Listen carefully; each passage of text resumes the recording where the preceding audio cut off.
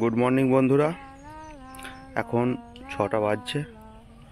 আর এই যে ছাগলগুলো দেখতে পাচ্ছেন, এই ছাগলগুলোকে চড়ানোর দায়িত্ব আমাকে দেওয়া হয়েছে, কারণ ছাগলের মালিক পড়ে গিয়ে পা ভেঙে গেছে।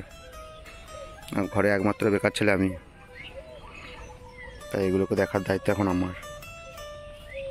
সকাল সকাল ঘুম থেকে উঠিয়ে এদেরকে নিয়ে বেরিয়ে পড়েছি। আমি চাই এগুলোকে বিক্রি করে দিতে। কেউ যদি নিতে ইচ্ছুক হও, অতি সত্বর যোগাযোগ করো। এইটা 1000 টাকা, ছোটোগুলো 500।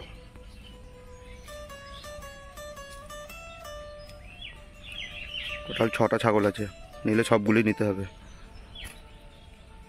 ডেসক্রিপশানে আমি আমার নাম্বার দিয়ে দেবো, অতি সত্বর সবাই যোগাযোগ করুন।